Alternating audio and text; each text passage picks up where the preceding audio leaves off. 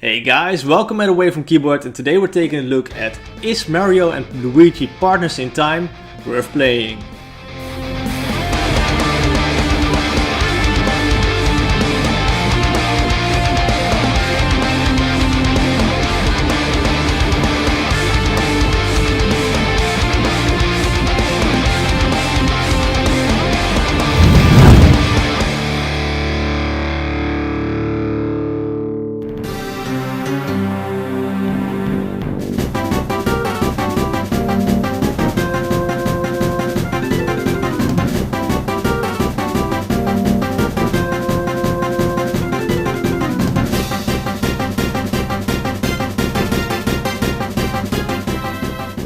Mario and Luigi Partners in Time is the second game in the series. The first one was Mario and Luigi Superstar Saga, which came out on the Game Boy Advance, and Partners in Time released on the Nintendo DS in 2005 in North America and 2006 in Europe. Let's take a short look at the story. Well, as in every other Mario game, Princess Peach gets abducted again. But this time, she first travels back in time with a time machine created by Professor E. Gadd. He's the same professor as you see in Luigi's Mansion.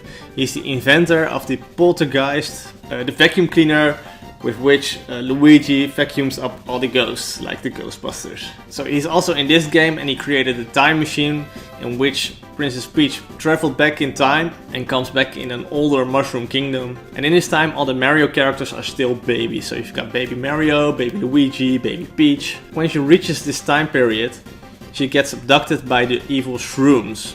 And basically they are like the evil versions of Toads. Only this time they come from outer space. After Mario and Luigi learn this, some time portals open up and they jump in to go back in time. This is where baby Mario and Luigi and the adult Mario and Luigi meet each other, team up and try to save the Princess Peach. It's a really fun story, and sometimes it's even kinda dark, and it has a lot of cool characters in it.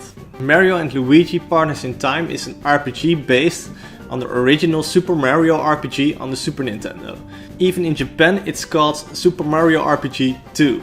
But in the western regions they decided to give it another name, Mario and Luigi, which better suited the franchise. In this game you can control all four characters with 4 buttons. With the A and B button you control Mario and Luigi, but the X and Y button are assigned to the baby Mario and baby Luigi. This makes for awesome gameplay, because in the overworld you've got a lot of puzzles and platforms which you have to traverse to get further in the game.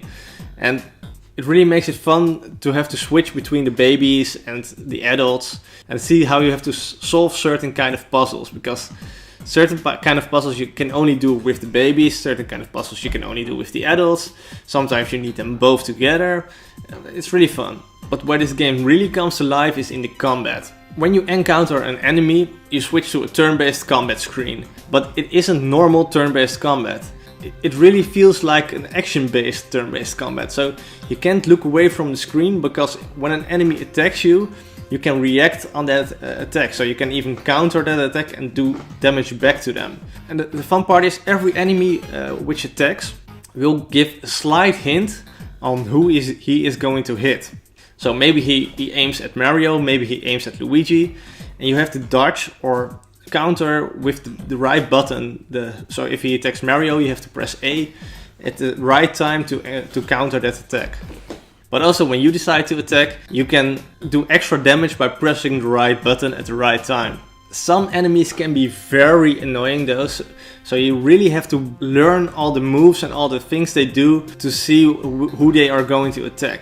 Sometimes this game feels too easy in my opinion, because right from the get-go you get too many items and you can carry unlimited items, I think, because I never reached the end and I never got without the items I needed in that time. You got mushrooms to fill up your life, but you also got attack items. With these items you can use them during the battle phase. So maybe you've got a green shell, and the cool part is you kick the green shell at your opponent.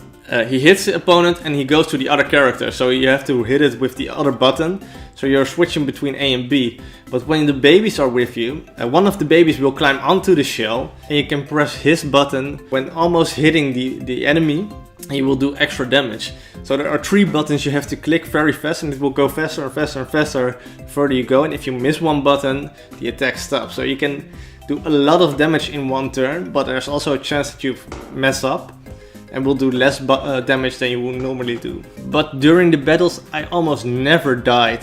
Through the entire game I haven't seen one game over screen, and that's basically because when one of your characters dies, you always have enough items to revive him back. Basically you can play through this entire game in 9 till 18 hours. If you are more like a completionist and you want to find every item and unlockable, you will probably do 18 hours or longer over the game.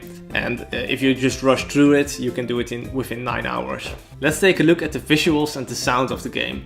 It looks like no other Mario game in my opinion. The Mario and Luigi games definitely got their own style, and you see it right away when you start the game. And the thing I like is that all the awesome Mario tunes we know are in this game, but they are a little bit remade. So yeah, some of them are really catchy because of that. And I noticed that I was jumping on the rhythm of the music while walking around in the overworld, and they really stuck in my head.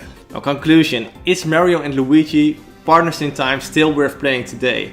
Well, I definitely think it is. Yes, the visuals might be a little outdated today, but the gameplay still really makes up to it. It may still be a little easy, but I found it relaxing playing this on my holiday. To me, this is even the best Mario RPG within the Mario and Luigi games. So I really prefer this game. Also, I would like to know which Mario and Luigi game is your favorite. Leave it down below, and I'd hope to see you next time on Away from Keyboard. Later, guys!